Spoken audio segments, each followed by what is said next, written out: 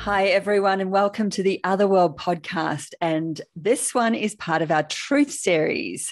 And yes, there's just two of us here because I am asking the beautiful Fiona Weatherhead all about her truths. Hi, Fi. Hi.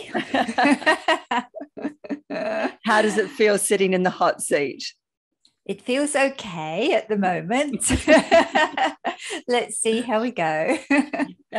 So as you did, you started off with a couple of questions. And first of all, I mean, I know people know us on here and a lot of people do know you, but what do you do exactly out in the world? Can you kind of just go into that a little bit?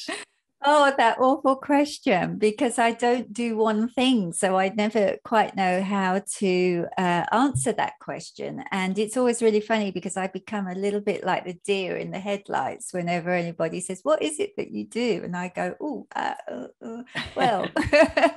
So I guess at this point, I'm mostly an Akashic Records facilitator. A lot of what I do is working in the Akashic Records. So that is a modality really that I developed called Soul Awakening.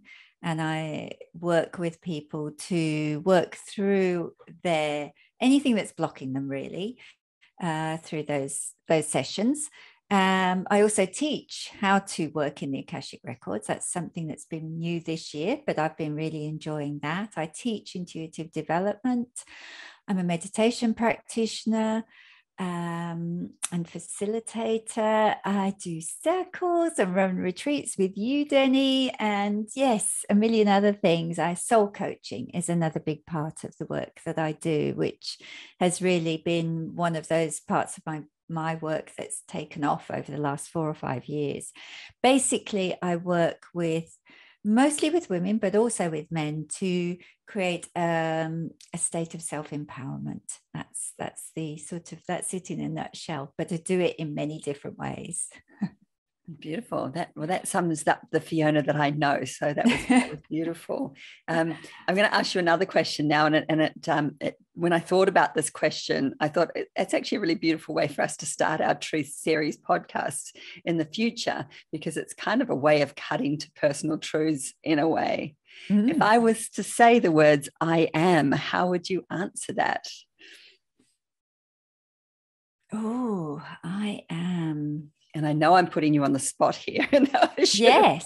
I should have given you some time to think about that. That would have been nice. I think that the first thing that comes to mind for me is I am of service. And that's where I get my joy, is to be of service to other people. And I feel like that's a real calling for me. I'm sure there's many other things that I am, but that's the first one. That's the one that I'm most conscious of, and the one that feels really joyful. So yes, I am of service. I love that you answered that way, and not I'm a mother and I'm a wife and which a lot of people do answer that. You sort of got to the core of it. And also just another question, what brings you joy? Well, being of service. we've already ascertained that. Bringing joy. I think I find a lot of joy. My own personal joy comes from being with my family. That's my first thing. I just love being with my family. And my children are grown up now, and I have 2 granddaughters, and so time with them is always precious because they're living their own lives. So when we spend time together, that's the most joyful place that I find myself. But gardening is another joy that I love. I love to paint. That's for me more of I know for you, it's, part of what you do. For me, it's a hobby. It's where I sort of lose myself. And gardening and walking and I mean, I'm going to dive into my truths if I'm not careful at the moment. But yes, those are the things that really bring me joy at this point in my life. And having gone through the last 1.5 years, 2 years nearly in this whole COVID environment, what's been something beautiful that's come out of that for you? Oh, I think, well, there have been many things that have come out of this experience. I think that probably on a personal level, one of the biggest things that I have taken on board through that experience, because I've been given so much more time to sort of sit with myself, is to think, or is to really feel that I'm okay. I'm actually okay as I am and where I am in life. And I just feel more at peace with myself than I ever have done before. And I think that when I've taken out maybe through this experience all the busyness of life and sunk into just the joy of being, it's really taught me that, I'm okay as I am. I'm actually in a really good place. I'm 60 years old. I'm happy. I've got my health, and, life is good. I think that's been the biggest takeaway I've got from this COVID experience. And what a profound thing to take away, because I'm sure there's a lot of people out there that have struggled with this whole time. So for you to be able to be in a place where, oh, actually, I'm okay, I'm good with this. Yeah. It's a good realization, huh? Oh, absolutely. I mean, that's the overriding one. There have been many periods of times in the COVID experience, or particularly in the lockdown experience, where that hasn't been the case. We've gone in and out of it a little bit. But yeah, I think at a really conscious level, that's how I feel. Beautiful. Yeah. Well, shall we begin with your first truth? Yes, let's dive in. So it was interesting because I didn't really sit with this until yesterday, even though I knew we were going to have the call today. And I just wanted to be really present with the truth, because I do feel that truth can be a little transient, and we move through different truths at different times. And so I wanted to bring into this conversation today my truth in this moment. And when I sat, the first two truths came really quickly to me. So this first truth I just hold in my heart so strongly and so consciously at the moment, and that is, there is nothing I feel that can't be healed by taking it out to the land. And this has come from my experiences over the last 7 years, I think, really, of going out to the land and knowing within myself how healing that process has been. And it has just brought me, when I look back over those 7 years, it's brought me into this place of really deep truth within myself, that there's nothing I can't heal within myself if I take it out to the land. And that's physical, emotional, mental, or even spiritual issues that I'm experiencing.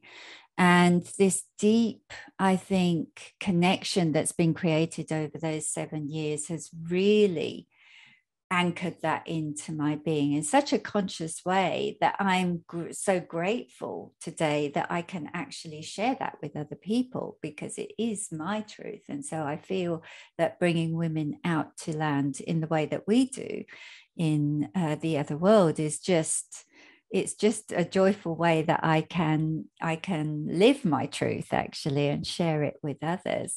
And I think we were having a conversation about this last week when we were talking about the beautiful conversation that we had with Jackie Bushell. And I said to you, oh, yes, because I think one of the things that Jackie taught me in one of those experiences when I went out to land many years ago was to be the land, not just be on the land. And that's something that I feel is something that we create as we connect more deeply with that, with the land itself. And then underneath that, there surfaced, as I was really feeling into that truth, I thought, well, yes, I could talk about that for the whole podcast, really, because I'm so passionate about it. But there's this other truth that kind of sits underneath that one that I became really aware of. And I think that this is something actually that I have learned through the COVID experience. So it's interesting that you brought that question up. And that is the realization that's anchored in really strongly over this last, maybe particularly I would say through this last year, is that you don't have to go out into the outback as we do here in Australia to find that connection to the land. You can actually have that connection, you know, within your own space, within your own garden, at the beach or at a park. You don't have to go out to land in the outback as such to create that connection. And that was something that really consciously has landed as a truth within me as well, alongside this really strong one of healing and our ability to heal within ourselves when we're in that space. Yes, well, yes, that's beautiful, and you know that's that connection for me with the earth is there as well.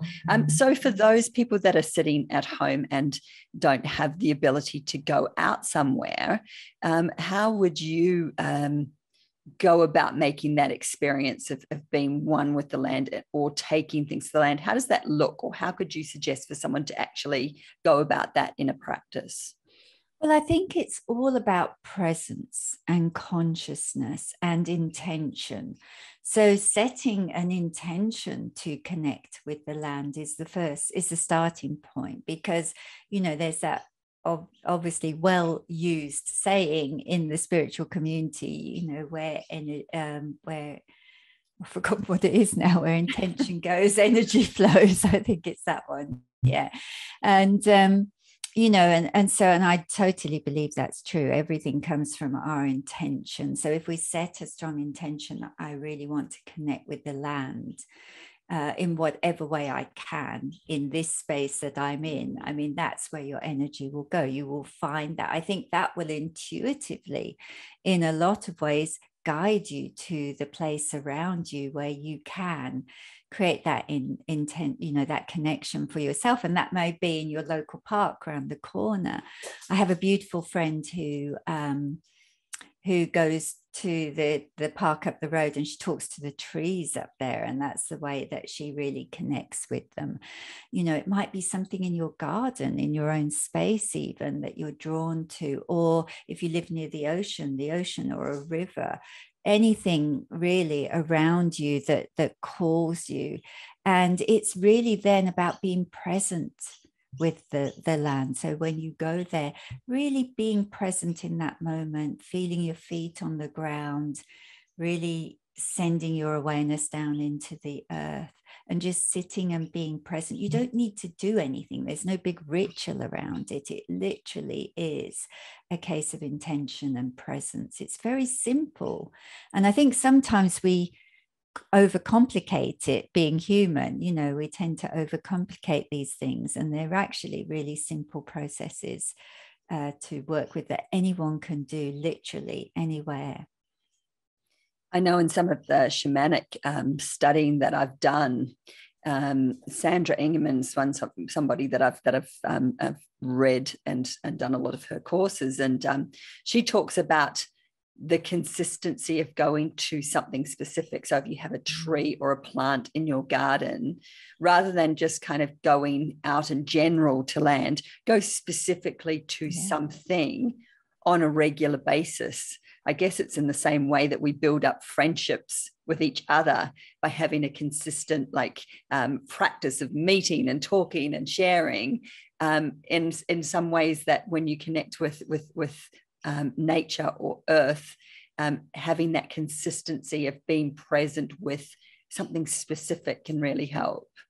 Yes, I agree totally. And I think that's where, if you set that intention and then allow your intuition to guide you to that place, you'll find that place that calls to you, and that would be your place to go. And I know for me, over time, it's changed. It certainly did through lockdown, because for some reason I was really called to the trees. Well, that actually makes perfect sense with something that's coming up in my truths. But you know, and then other times I was called more to the ocean, or to a specific rock, or to a place to sit and really feel very connected to the land. So yes, I agree. I think that's totally it. It's finding that spot, that really beautiful spot that calls to you for your presence, and sitting there in that space.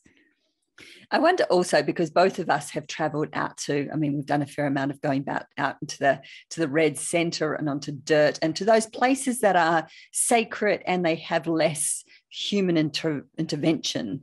And I'm with you. I remember having been out to the Flinders Ranges and coming back and feeling like, oh, I just want to be back there. And then realizing that by going to the ocean, I can get that same connection, and very much receiving that wisdom from the earth. But I wonder whether those trips that we do out to sacred places, whether they're good catalysts for more of a connection when we are in our environment. Oh, I absolutely believe that. Yes, because I think when we go to any kind of sacred place and we bring ourselves there in full presence, and then we do that with a group of other people, it amplifies that connection. It deepens that connection. It's almost as if we ignite something through that journey that we can then keep reconnecting into. I mean, that travels through the ley lines of the earth, the song lines of the earth. So then when we come home, we can reconnect through the earth in that way. I mean, that's a really beautiful and powerful way that we can work with the song lines, I think, at a personal level. And I don't think we should ever really underestimate the power of that and our conscious presence with that. There's so much that we can do, even if we're not present in that place, through the earth, because it's all connected, isn't it? So, we can just, as long as we're conscious with it and present with it, that's when our energy will flow through it. I love that. It's that presence again, the all-important presence. Yes. Yes, lots of lessons in presence this year, I think, have been unfolding. Absolutely. Yeah. And so your second truth. Well, my second truth. So this one, again, this one kind of came in really easily, but it actually surprised me when it came in. It was like, oh, really? I don't know if I've been consciously aware of this truth, but I mean, I think this is the beauty of asking these questions. What are your truths that are rising at the moment? Is that bringing that consciousness to it? But this one was, if I continue to close my heart, I won't survive. And I felt into that and I thought, oh, what does that mean? Because that sounds big and quite extraordinary to have as a truth. But I felt into that, and it was, and I'll take it just at a personal level for me, although there was an awareness of that being a truth that we're all sitting in. So if we continue to close our hearts, we won't survive. So, but this for me felt like the heart, so much awareness has been drawn to our hearts at the moment because our heart chakras are expanding. And so we are all in, I guess, effectively becoming more aware of our heart centers. We're shifting in how we work with our power through our heart. So heart-based power is what is moving us forward. That's where we're going in this shift in paradigm. Is our power is no longer coming from our solar plexus in a very masculine driven way. It's coming through our hearts in a more balanced way with our feminine energy. So heart-based power is where we're moving. And then as we expand our hearts, we're also coming into the knowledge and the awareness that we also need to be more in touch with our emotions. And what's been surfacing for me, which is where this truth piece comes in for me particularly, is I've really been noticing those places that I reach where my heart disconnects or shuts down or reaches that point of I won't go further, I won't go deeper, the places where I won't go. And they've been kind of in my face. And I've been realizing this truth within me that's been surfacing, that I can't go where I want to go if I keep doing that with my heart, if I keep disconnecting at that level. So I need to step into the expansion rather than sit in my habit of, oh, I'll just shut that down there. And, you know, the heart is our emotional intelligence center. It's almost like it's taking the lead role at the moment in where we're going. And it's such an important part of who we are. It's becoming more important. And so I think what I'm realizing, because as a balance driven person, I am naturally predisposed to suppressing my emotions. That's one of my challenges with that energy. It's very easy for me to suppress my own emotions because it keeps balance in situations. You know, it's one of those lovely, oh, sorry, that's my phone. It's one of those lovely shadow aspects of who we are, particularly for myself. And so I have had in the past this tendency to suppress my emotional energy, which shuts down, it closes my heart. So what I've been learning is that I need to nurture that. I need to nurture my heart space. I need to attend to it like the garden. I need to sort of expand it so that I become more balanced within myself, and my heart can then expand in the way that it needs to for me to move forward. And then I think underneath all of that is the depth of the truth for me, is that love is such a powerful energy. And when we switch it off or disconnect from it, it really separates me, you know, from the person I may be interacting with or where I want to go in any situation. So there's a lot that sits underneath this truth, but it's a really interesting one. And I feel that I'm really noticing it at my own personal level, but I feel that it's something that we may all be going through at some level or some degree. I don't want to make it everyone else's truth, but that's how it feels to me as my truth. I know that for me, that place of shutting down, or that place of, I can feel it very physically. It's a physical thing, and a practice that I have in terms of that is simply opening, or physically opening my body, because when you do that, when you throw your shoulders back, it opens that center, and that in itself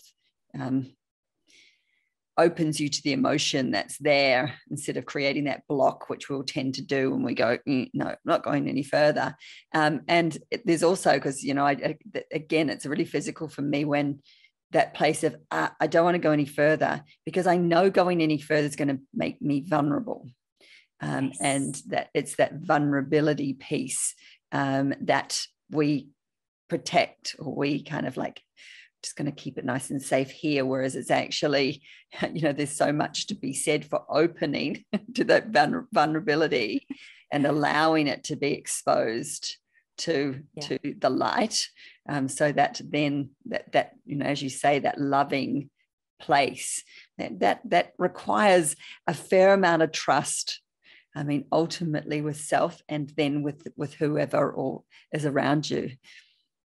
Oh, absolutely. And I think that's what I'm exploring within that truth for myself now. And what I'm noticing is that the more I allow it, the more I step into the expansion of it, the better it's received. So it's becoming an easier journey as I explore it more, because I've been able to acknowledge to myself, and I mean, to be really transparent here, a lot of this that I'm experiencing is with my husband. You know, we've been married 30 years, so we have a lot of ingrained patterns in our relationship that I've realized I shut down around in my heart. So it's beautiful having this relationship here to explore it within. And what I've been noticing is that my husband has met me in those places where I've stepped in and I've been vulnerable. So it's helping me to trust it more and more and more.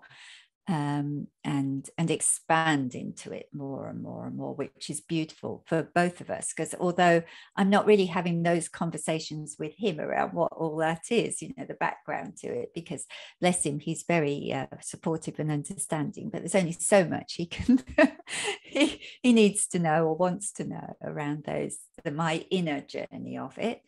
But it's just this beautiful, I feel like that, part of where we're sitting in our relationship at the moment is really supporting my expansion through this. And I think in some way that's allowing him to open up too, without us actually having that conversation around it. There's a lot of work around John Wineland. Have you heard of John Wineland? He does work around the masculine and feminine, and the gift that the feminine brings to a relationship is that kind of that absolute honest truth of what's going on, and that can be such a vulnerable place. But whether it's honest anger or honest sadness or grief, or all of those places, but coming from such an incredibly honest place, no matter what it is you'll bring to the masculine from that absolute open place, they'll hold it because they can feel you, and the masculine is wanting to feel you. So yes, I so relate to that. He has a beautiful work around that for anyone wanting to go maybe further into that place. Absolutely. Yes. Yeah. And and I feel very grateful that I've got this relationship that we've had for so long. We know each other so well.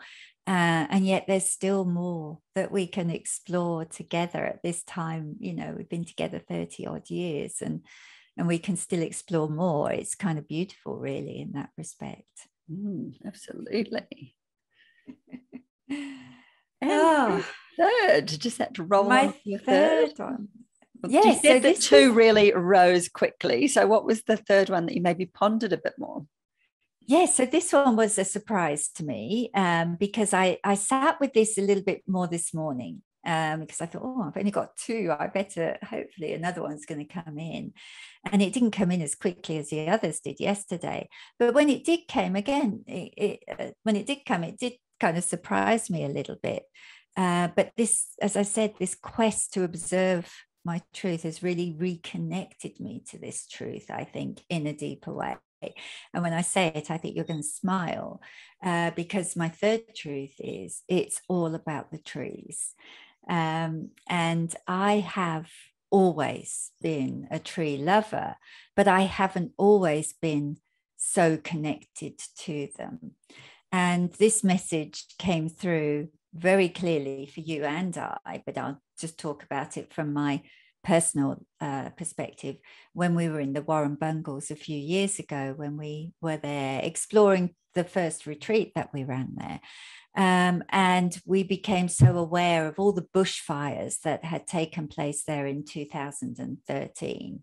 And we were driving there and this tree fell across our path in front of the car.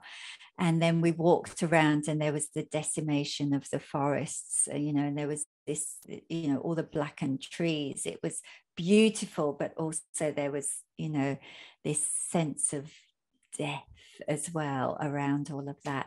And then we were sitting in the cafe and a girl came over and she uttered those words, well, it's all about the trees. And we looked at each other and we just had this, oh my God, of course, it's all about the trees. And so that time, it made so much sense to me. And I think since that time, I've really been deepening my connection to it in a much more conscious way, my connection to the trees themselves and the truth of how important trees or nature as a whole, but trees specifically, are to us. And I've been kind of feeling into, I've been connecting much more consciously. There's a beautiful park here called Angophora Reserve, where they've got these amazing Angophora trees, and just going up there, I mean, I'm so lucky that's on my doorstep, and sitting with the trees and communing with the trees and just being in this place of, it's almost like having a gateway access to this wisdom that they just hold, which I absolutely love. And I remember when we went to the Flinders and we did our retreat there, for me it was all about the grandmother trees and the rocks there. You know, I was so connected to sitting under those beautiful grandmother trees and downloading information and guidance that came through during that retreat. And as I sit with this really in my truth today, I'm reminded, I think, of how trees, they're kind of similar to us in so many ways. They just do everything in a much slower way. Of course, they do it all in tree time, which is much slower than our human time. But there's so much that we can learn from that. You know, in forests, they are a community and they look out for each other. They share water and nutrients, and they, you know, they help each other to survive, and they communicate with each other. And I've heard this called the wood wide web, which I really love. I just love that expression. And it's a sort of web that I really want to be a part of. And it's fascinating to me. And I feel whenever I go into connection with nature, but particularly with the trees, that I just feel this deep truth within me that we have this kind of innate connection with them that is part of who we are. And, you know, for some reason, for many reasons, actually, over many lifetimes, we've lost that connection, but we're starting to become more conscious of it now. We're starting to reconnect with it now, and we're really starting to understand the value that trees have and hold in our world, on our planet. I mean, for me, they give us life, literally, and you know, so they're part of, they're not separate to us, they're part of who we are. Yeah, I was just thinking about that relationship and the fact that it's there. We're just maybe not aware of it. I mean,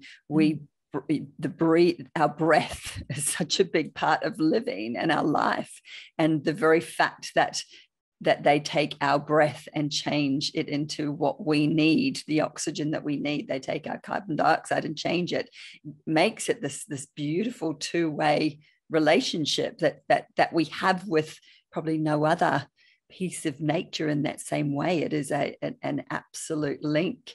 And there's this also, I think for me, the reason why trees are so much at the present is that they could very well be what will save the planet.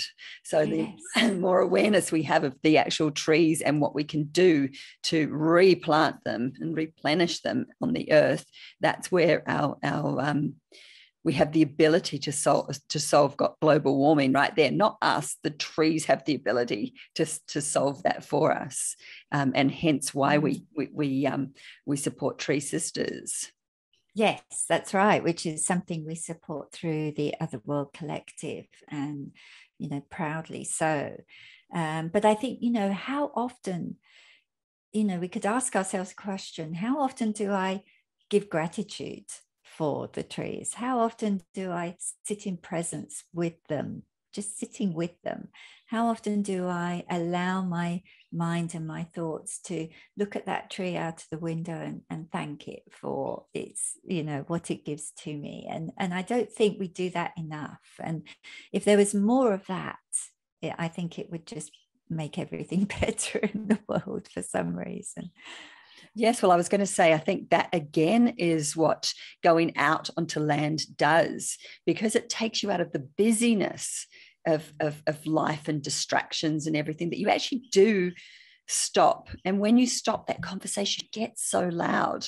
You don't actually even need to try, because it is so loud. So it's what arises from just dropping all of the distractions.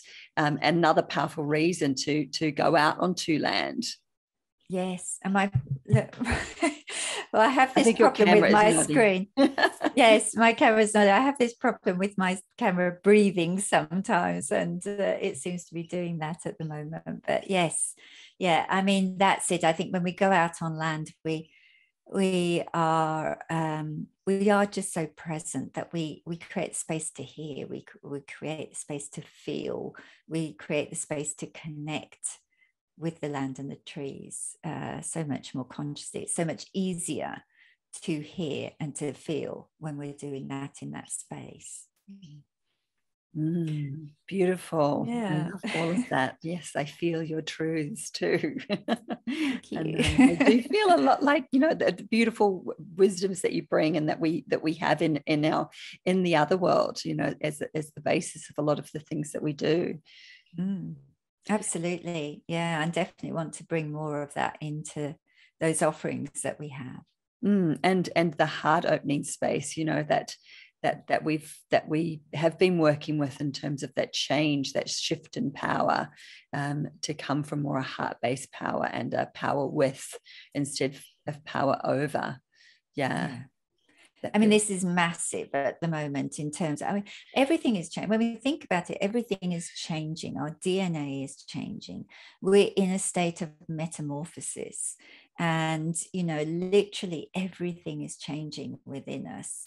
And, you know, I've become really aware, I think, couple of years ago, I had that experience out at Uluru where I had some adjustments that took place within my heart chakra and my solar plexus chakra. And our energy system is changing. And so we're learning how to work with it differently. We're learning how to show up differently. We're learning to see ourselves differently as we go through this state of metamorphosis that we're in. Oh, that's so beautiful. And I'd love to send out a challenge to anyone to listen, to connect with earth and maybe particularly with a tree that you have around you. Just maybe making it a practice for a bit longer than just a couple of days. Maybe looking at that being a practice that we can do over an extended amount of time. And I wonder just what we could change through that, just that being present with. That would be amazing. I'd throw that challenge out for a month and see if you see what shifts within you as you connect in that way, because you may not notice the ripple effect of what it does energetically within the collective, within the community that you live in, or within the energy of the tree itself. We never underestimate that though, because that's massive in itself. But notice what shifts within you as you make that connection with full presence and full intention. Oh, beautiful, Fi. Well, thank you so much for sharing your wisdom with us today. I'm sure everyone will receive a lot from this conversation. You're so welcome. Thank you for the questions.